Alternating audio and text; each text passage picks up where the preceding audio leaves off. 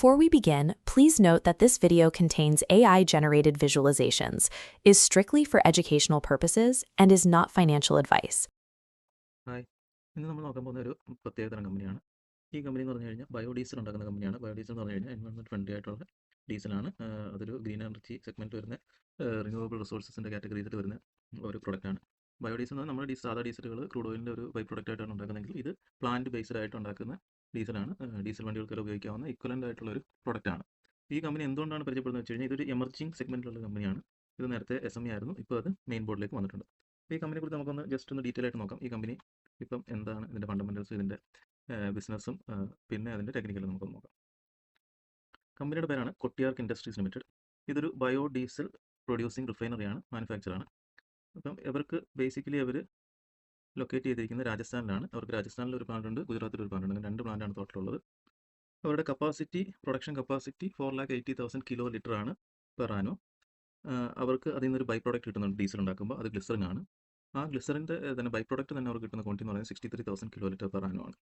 ഞാൻ നേരത്തെ പറഞ്ഞ പോലെ ഇതൊരു എമർജിങ് സെക്ടറിൽ SME ആയിട്ടാണ് ലിസ്റ്റ് ചെയ്തത് 2021.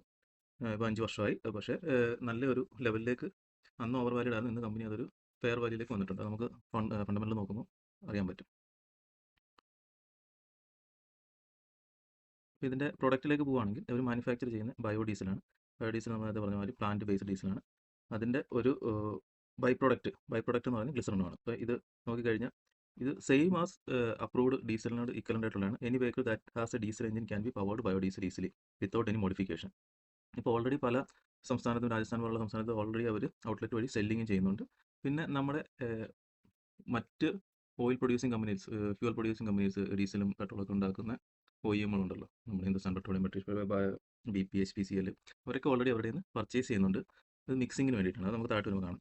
അപ്പം ഈ ഒരു ഡീസൽ എല്ലാ സ്റ്റാൻഡേർഡും മീറ്റ് ചെയ്യുന്ന എൻവയോൺമെൻറ്റ് ഫ്രണ്ട്ലി, പൊല്യൂഷൻ കുറഞ്ഞ ഒരു ഫ്യൂലാണ്. അപ്പോൾ ഇതിന് കുറച്ചുകൂടി ഗവൺമെൻറ് പ്രൊമോഷൻ കൊടുക്കുന്നുണ്ട്. അതിൻ്റെ റൂൾസും അത് ഇതൊക്കെ അപ്രൂവ് ആയി വന്നിട്ടുണ്ട്. അപ്പം അതിനെക്കുറിച്ച് നമുക്ക് നോക്കാം. അപ്പോൾ ഇതിന് കാണുന്ന ഈ ബയോഡീസൽ ക്രിയേറ്റ് ചെയ്യുമ്പോൾ അവർക്കുണ്ടാകുന്ന ഒരു ബൈ പ്രോഡക്റ്റാണ് ഗ്ലിസറിൻ. ഗ്ലിസറിൻ ആൾസോ ഒരു ഡിമാൻഡിങ് പ്രോഡക്റ്റാണ്. ഇപ്പോൾ ഗ്ലിസറിൻ്റെ മാർക്കറ്റ് പറഞ്ഞാൽ food industry, pharmaceutical industries, cosmetic industries, ഇവിടെ എല്ലാം ഈ ഗ്ലിസറിൻ ധാരാളമായിട്ട് യൂസ് ചെയ്യുന്നതാണ്. അപ്പോൾ അവർക്ക് അതിൽ നിന്നൊരു 63,000 kilo litre annually glycerin produce ചെയ്ത് കിട്ടുന്നുണ്ട്. ഇതിൻ്റെ റോ മെറ്റീരിയലെ പറ്റി നോക്കുകയാണെങ്കിൽ ഇതിനകത്ത് മെയിൻലി വേണ്ട റോ മെറ്റീരിയൽ വെജിറ്റബിൾ ഓയിലാണ്, നോൺ എഡിബിൾ വെജിറ്റബിൾ ഓയിൽസ് ആണ്.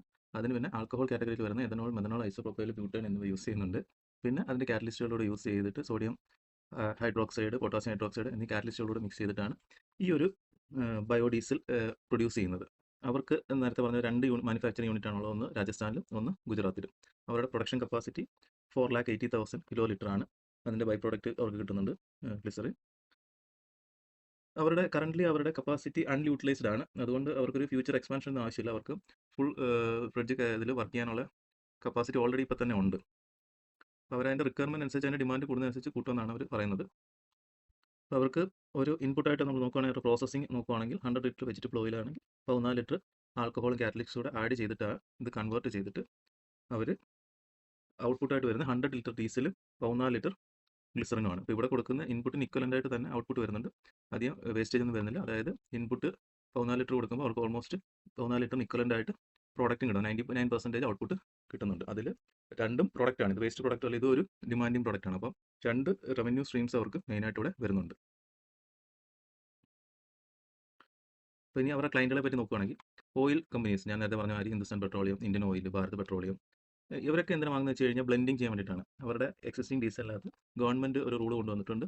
എഥനോൾ മിക്സ് ചെയ്യുന്ന മാതിരി തന്നെ ബയോ ഡീസലും മിക്സ് ചെയ്തിട്ട് വിൽക്കാവുന്നത്. എന്ന് പറയുമ്പോൾ ഒന്ന് പൊള്യൂഷൻ കുറയ്ക്കാൻ വേണ്ടിയിട്ട്, പിന്നെ ഡീസലിൻ്റെ ആ ഒരു ക്വാണ്ടിറ്റി മാച്ച് ചെയ്യാൻ വേണ്ടിയിട്ടുമാണ്. അപ്പോൾ ഒരു അപ് ടു 5% വരെ മിക്സിംഗ് ലെവൽ ഗവൺമെൻറ് ഇൻക്രീസ് ചെയ്യാനുള്ള പ്ലാനൊക്കെ ഉണ്ട്. അപ്പോൾ ഇതിൻ്റെ ഡിമാൻഡ് ഇനി കൂടി വരും. ഈ ക്ലയൻറ്റിൽ നിന്നൊക്കെ അവർക്ക് പേയ്മെൻറ്റ് റിസീവബിൾ ലെസ് ദാൻ 30 ഡേയ്സിൽ അവർക്ക് പേയ്മെൻറ്റ് കിട്ടും. അവർ പേയ്മെൻറ്റ് സൈക്കിൾ വളരെ ഷോർട്ടാണ്, 1 മാസത്തിനകം കിട്ടും. ഇനി ബൾക്ക് ബയേഴ്സ് ഉണ്ട്, ഇതുപോലെ contractors, mining companies, industry, traditional biodiesel traders, cheaper than diesel in India, നോഫൻ ബൾക്ക് കാരിയേഴ്സ്. ഇപ്പം ഇൻഡസ്ട്രീസിൽ ഇപ്പം ഡീസൽ പവേർഡ് ജനറേറ്റേഴ്സും മറ്റൊക്കെ ഉണ്ട്. പിന്നെ എക്യുപ്മെൻറ്റ്സ് റൺ ചെയ്യാൻ ഡീസൽ ഉപയോഗിക്കും. അങ്ങനെയൊക്കെ വരുമ്പോൾ കോസ്റ്റ്ലി ആയിട്ടുള്ള നോർമൽ ഡീസൽ ഉപയോഗിക്കുന്നതിന് പകരം ഈ ബയോഡീസൽ ഉപയോഗിച്ച് കഴിഞ്ഞാൽ അവർക്ക് ഒന്ന് കോസ്റ്റ് കുറയ്ക്കാൻ പറ്റും, 2 ഇത് എമിറ്റ് ചെയ്യുന്ന സ്മോക്കിൽ നിന്നുള്ള പൊള്യൂഷൻ കുറയ്ക്കാൻ പറ്റും. അപ്പോൾ അതിന് വേണ്ടിയിട്ട് ഇൻഡസ്ട്രീസും മറ്റ് ആൾക്കാരും ബൾക്ക് കാരിയേഴ്സും ഒക്കെ ആണെങ്കിൽ ബൾക്ക് ബയേഴ്സൊക്കെ ഇത് ഡീസൽ വാങ്ങുന്നുണ്ട്. അപ്പോൾ അവരുടെ ഒരു റിസീവിംഗ് സൈക്കിൾ എന്ന് പറഞ്ഞാൽ വളരെ ഷോർട്ടാണ്. 15 ദിവസത്തിനകം അവർക്ക് പൈസ റിട്ടേൺ വരുന്നുണ്ട്. ഇനി മൂന്നാമത് അവർ തന്നെ ഓപ്പറേറ്റ് ചെയ്തിട്ട് ഗ്രീൻ ആൻഡ് ഗ്രീൻ എന്നൊരു ബ്രാൻഡിൻ്റെ പേരിൽ അവർ ഓൾമോസ്റ്റ് കഴിഞ്ഞ വർഷം വരെ 2025 വരെ ഒരു 25ഓളം ഔട്ട്ലെറ്റുകളിൽ രാജസ്ഥാനിൽ ഓൾറെഡി വിറ്റ് തുടങ്ങിയിട്ടുണ്ട്. അപ്പം റീറ്റെയിൽ ഔട്ട്ലെറ്റ് വിൽക്കുമ്പോൾ നമുക്കറിയാം റെഡി ക്യാഷിനാണ് വിൽക്കുന്നത്. പിന്നെ ഔട്ട്ലെറ്റുകാർ അവർക്ക് പേയ്മെൻറ്റ് കൊടുക്കുന്ന ഒരു 15 ഡേയ്സ് സൈക്കിളിലാണ്. പിന്നെ ബയോഡൈസിൻ്റെ ഒരു ഗ്ലോബൽ ഡിമാൻഡ് നോക്കുകയാണെങ്കിൽ ഗ്ലോബൽ ഡിമാൻഡ് 45.87 ബില്യൺ ആണ് ആസ് ഓഫ് 2025. അത് ഡിമാൻഡ് ഒരു 2034 ആകുമ്പോഴത്തേക്ക് 92.45 വരെ ഇൻക്രീസ് ചെയ്യാനുള്ള സാധ്യത ഉണ്ടെന്നാണ് പഠനങ്ങൾ പറയുന്നത്. അതായത് 8.10 CAGR ബേസ് ചെയ്തിട്ടാണ്. കറൻ്റ്ലി യൂറോപ്യൻ മാർക്കറ്റൊക്കെയാണ് ഈ ബയോഡീസലിൻ്റെ ഒരു ഡിമാൻഡിങ് മാർക്കറ്റുകൾ. കാര്യം അവരൊക്കെ കൂടുതൽ എൻവയോൺമെൻറ്റൽ ഫ്രണ്ട്ലി ആയിട്ടുള്ള എനർജീസിലേക്ക് കൺവേർട്ട് ചെയ്തുകൊണ്ടിരിക്കുകയാണ്. അപ്പോൾ അത് പൊല്യൂഷൻ കുറയ്ക്കാൻ വേണ്ടിയിട്ടൊക്കെ അത് കുറച്ച് മാർക്കറ്റ് ഡിമാൻഡ് യൂറോപ്പ് സൈഡിലാണ്. ഏഷ്യയിലിപ്പോൾ നമ്മുടെ രാജ്യത്ത് ഏഷ്യയിലൊക്കെ മേജർ സെക്ടേഴ്സിലൊക്കെ ഇതിപ്പോൾ പ്രൊമോട്ട് ചെയ്ത് തുടങ്ങിയിട്ടുണ്ട്. നമ്മുടെ ഇന്ത്യയിൽ തന്നെ ഇപ്പോൾ ആണെങ്കിൽ തന്നെ റെയിൽവേസും മറ്റ് അഗ്രികൾച്ചർ ഇൻഡസ്ട്രീസും ഒക്കെ ബയോഡീസൽ വാങ്ങാൻ തുടങ്ങിയിട്ടുണ്ടെന്നാണ് പറയുന്നത്. ഇതുണ്ടാക്കുന്നതിൻ്റെ മേജർ റോ മെറ്റീരിയൽ എന്ന് പറയുന്നത് സോയാബീൻ, പാം, ജട്ടോർഫ എന്നീ ചില പ്ലാന്റുകളിൽ നിന്നാണ്. ഈ ക്രോപ്പൊക്കെ ഈസിലി ഇന്ത്യയിൽ അവൈലബിൾ ആണ്. അതുകൊണ്ടാണ് നമുക്ക് ഇനി ഫ്യൂച്ചറിൽ നല്ലൊരു പൊട്ടൻഷ്യൽ ഉണ്ട് എന്ന് പറയുന്നത്. ഇപ്പോഴത്തെ ഒരു ഇന്ത്യൻ ബേസ്ഡ് ആയിട്ടുള്ള ഒരു ബയോഡീസൽ ഓപ്പർച്യൂണിറ്റി നോക്കുകയാണെങ്കിൽ 21-ൽ 0.17 മില്യൺ ടൺസ് ആയിരുന്നെങ്കിൽ അതിൻ്റെ ഡിമാൻഡ് ഒരു ഫോർകാസ്റ്റ് ചെയ്യുന്നത് 2030-ൽ 8.6 CAGR 0.26 മില്യൺ ടൺസ് വരെ ഇതിൻ്റെ ഡിമാൻഡ് വരാനുള്ള ഒരു ഫോർകാസ്റ്റാണ് ചെയ്തിരിക്കുന്നത്. ഇനി ഇപ്പോൾ കറൻ്റ്ലി ഉള്ള ഡിമാൻഡ് വെച്ച് നോക്കുകയാണെങ്കിൽ 2020-ൽ 10.56 crore ലിറ്റർ വാങ്ങിയിരുന്ന OMCs നമ്മൾ കണ്ട ഹിന്ദുസ്ഥാൻ പെട്രോളിയം, BP, ഇന്ത്യൻ ഓയിലും ഒക്കെ അവരുടെ റിക്വയർമെൻറ്റ് 2024 ആയപ്പോഴത്തേക്ക് 43.92 crore ലിറ്ററിലേക്ക് കൂടിയിട്ടുണ്ട്. അതായത് 42.8% CAGR ഓൾറെഡി വിത്തിൻ 4 ഇയേഴ്സിൽ വന്നിട്ടുണ്ട്. അപ്പോൾ ഇതിൻ്റെ ഒരു ഇവിടെ തന്നെ നോക്കിക്കഴിഞ്ഞാൽ നമുക്ക് ഇന്ത്യയിലെ തന്നെ ഡിമാൻഡുകൾ കൂടുന്നതായിട്ട് നമുക്ക് മനസ്സിലാക്കാം. ഇതിൻ്റെ ഗവൺമെൻറ് പോളിസീസാണ് നമുക്ക് ജസ്റ്റ് നോക്കാം. ഗവൺമെൻറ് 2006 തൊട്ട് ഇതിനെ സപ്പോർട്ട് ചെയ്യുന്ന രീതിയിലുള്ള പോളിസീസ് ഇറക്കിയിട്ടുണ്ട്. 2015-ൽ ഡയറക്റ്റ് സെയിൽ അലോ ചെയ്തിട്ടുണ്ട് റെയിൽവേസിനും റോഡ് ട്രാൻസ്പോർട്ട് കോർപ്പറേഷനും ഒക്കെ. 2017-ൽ consumption blending with diesel use ചെയ്യാൻ വേണ്ടി 2017-ൽ ഗവൺമെൻറ് അപ്രൂവൽ കൊടുത്തു. 2019-ൽ blending diesel with high speed diesel for transportation purpose allowed permission for retail sale through authorised state governments. ഇവൻ റീറ്റെയിലായിട്ട് വിൽക്കാൻ പോലും അപ്രൂവൽ 2019-ൽ ഗവൺമെൻറ് കൊടുത്തിട്ടുണ്ട്. അതുപോലെ ഇതിൻ്റെ ഒരു സോട്ട് അനാലിസിസ് കൂടെ കൊടുത്തിട്ടുണ്ട്. ഇതിൻ്റെ ഒരു ഓപ്പർച്യൂണിറ്റി എന്ന് പറയുന്നത് ഡൈവേഴ്സിഫൈഡ് റവന്യൂ സ്ട്രീമാണ്. നമ്മൾ 2 പ്രോഡക്റ്റ് വരുന്നുണ്ട്, ബയോഡീസലും ഗ്ലിസറിനും വരുന്നുണ്ട്. അപ്പോൾ അവർക്ക് റവന്യൂ സ്ട്രീം അഡീഷണൽ ആയിട്ട് വരുന്നുണ്ട്. ഇത് നോക്കുകയാണെങ്കിൽ ഓൾറെഡി അവർ എസ്റ്റാബ്ലിഷ് ചെയ്തിരിക്കുന്നതുകൊണ്ട് ഇനി ഫ്യൂച്ചറിൽ അവർക്കൊരു കാപ്പെക്സിൻ്റെ ആവശ്യമില്ല. ഓൾറെഡി അവരുടെ 100% കപ്പാസിറ്റി പോലും ഇപ്പോൾ യൂട്ടിലൈസ് ചെയ്യുന്നില്ല. അപ്പോൾ അതുകൊണ്ട് ആ ഒരു എക്സ്പെൻസ് ഇനി അവർക്ക് അധികമായിട്ട് വരുന്നില്ല. പിന്നെ ഇതിനകത്തുള്ള ത്രെട്ട് എന്ന് പറയുന്നത് ഗവൺമെൻറ് ഇനി എപ്പോഴെങ്കിലും പോളിസികൾ ചേഞ്ച് ചെയ്യുകയാണെങ്കിൽ അതിനനുസരിച്ച് ഒരു ചെറിയ എഫക്റ്റ് വരാനുള്ള പോസിബിലിറ്റി ഉള്ളൂ. അതാണ് ത്രെട്ടായിട്ട് കാണുന്നത്. വീക്ക്നെസ് എന്ന് പറഞ്ഞു കഴിഞ്ഞാൽ പൈസ ഉണ്ടെങ്കിൽ ആർക്ക് വേണമെങ്കിലും തുടങ്ങാവുന്ന ഒരു ബിസിനസ്സാണിത്. എന്ന് വെച്ചാൽ ഗവൺമെൻറ് പോളിസി, സ്റ്റേറ്റ് പോളിസീസും എല്ലാം കുറച്ച് ഫ്ലെക്സിബിൾ ആയതുകൊണ്ട് അതാണ് കോമ്പറ്റീഷൻ കൂടും എന്നാണ് ഒരു വീക്ക്നെസ് പറയുന്നത്. ഓൾറെഡി ഞാൻ പറഞ്ഞു കാപ്പെക്സിന് അവർക്ക് ആവശ്യമില്ല. ഓൾറെഡി അവരുടെ കപ്പാസിറ്റി യൂട്ടിലൈസ് ചെയ്യാൻ ബാക്കിയുണ്ട്. ഫൈനാൻഷ്യലേക്ക് നോക്കുകയാണെങ്കിൽ over the period of years 2025 വരെ ഉള്ളതാണ്. 26-ൽ റീസെൻ്റ്ലി ഇപ്പോൾ റിസൾട്ട് വന്നിട്ടുണ്ട്. അത് നല്ല റിസൾട്ടാണ്. നമുക്ക് ഓവർ ദ ഇയേഴ്സ് അവരുടെ റവന്യൂ കൂടിയിട്ടുണ്ട്. 21,6520 ആണെങ്കിൽ 22-ൽ ഡബിൾ ആയിട്ടുണ്ട്, 15,000 ആയിട്ടുണ്ട്. പിന്നെ 23-ൽ ചെറിയൊരു ഡിപ്പ് വന്നിട്ടുണ്ടെങ്കിൽ 24-ൽ 27-ലേക്ക് പോയിട്ടുണ്ട്, 25-ൽ 28-ലേക്ക്. ഇവിടെയൊക്കെ ഒരു എക്സ്പോണൻഷ്യൽ ഗ്രോത്ത്, ഇവിടെ ഒരു ബാലൻസ്ഡ് ഗ്രോത്ത് ആണ് വന്നിരിക്കുന്നത്. ഇവിടെ നോക്കിയാൽ നമുക്കറിയാം അതിൻ്റെ EBITDA 4.5, 8.2, 18.8, 16, 14.7 ഇൻകം ആണ് വന്നിരിക്കുന്നത്. ഓപ്പറേറ്റിംഗ് എക്സ്പെൻസ് ഒക്കെ of course gradually raw material മറ്റ് പ്രോഡക്റ്റ് ഒക്കെ വരുമ്പോൾ ഇതിൻ്റെ ഓപ്പറേറ്റിംഗ് എക്സ്പെൻസ്, ഈ ഓപ്പറേറ്റിംഗ് എക്സ്പെൻസ് വെച്ച് നോക്കുകയാണെങ്കിൽ അവർക്ക് ഓൾമോസ്റ്റ് 14% പ്രോഫിറ്റ് ജനറേറ്റ് ചെയ്യാൻ പറ്റുന്നുണ്ട്. അത് തന്നെ വലിയൊരു കാര്യമാണ്. ഇപ്പോൾ EPS നോക്കുകയാണെങ്കിൽ 21-ൽ 3.61 ആയിരുന്നു. പിന്നീട് അത് പല ടൈമിൽ കൂടിയിട്ടുണ്ടെങ്കിൽ ഇപ്പം 25-ൽ 13.96 ആണ് EPS ആയിട്ട് കാണിക്കുന്നത്. പിന്നീട് നോക്കുകയാണെങ്കിൽ മാർക്കറ്റ് ക്യാപ്പ് 500 crore കുറഞ്ഞൊരു കമ്പനിയാണ്. ഒരു ആദ്യം നമ്മൾ പറഞ്ഞൊരു SME ആയിരുന്നു എമർജിംഗ് സെക്ടറിൽ വന്നത്.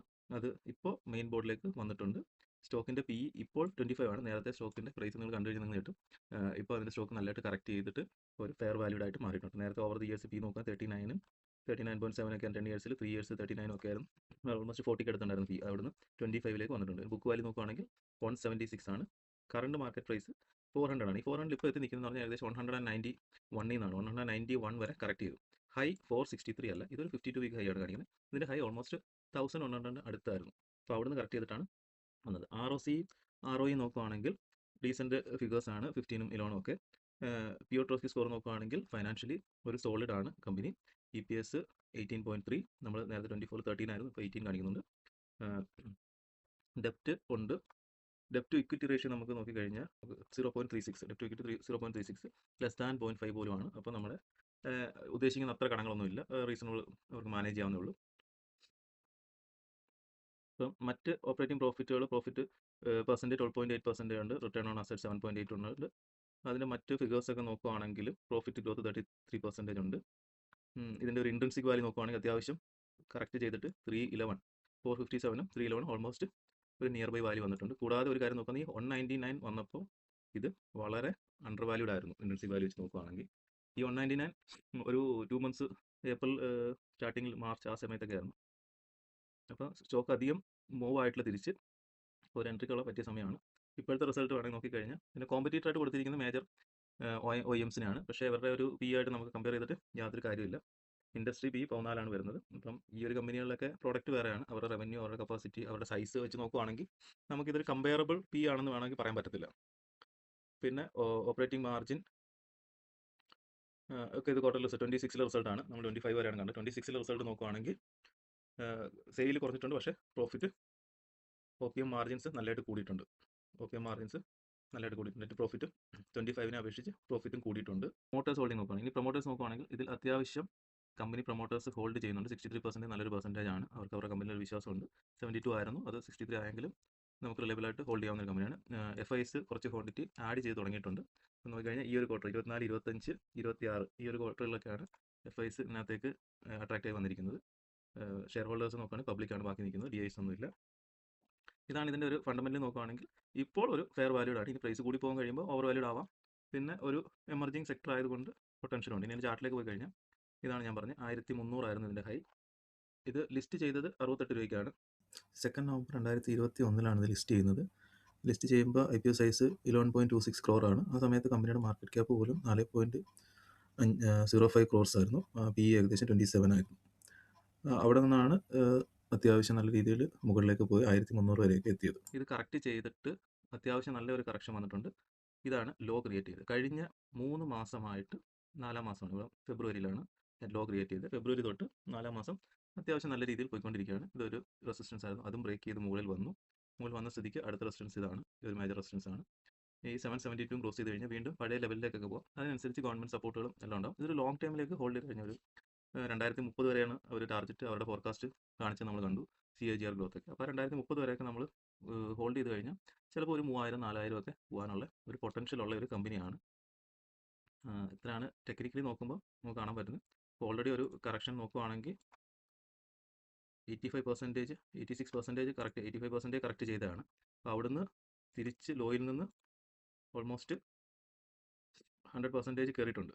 അപ്പം ഇപ്പോൾ ഇത് SME അല്ല, നമുക്ക് ചെറിയ ക്വാണ്ടിറ്റീസ് വേണമെങ്കിലും സിപ്പ് ചെയ്ത് ആഡ് ചെയ്ത് പോകാവുന്ന ഒരു കണ്ടീഷനിലാണ് ഉള്ളത്. അപ്പോൾ ഇത്രേ ഉള്ളൂ ഇതിനെക്കുറിച്ച് പറയാനുള്ളത്. Thank you.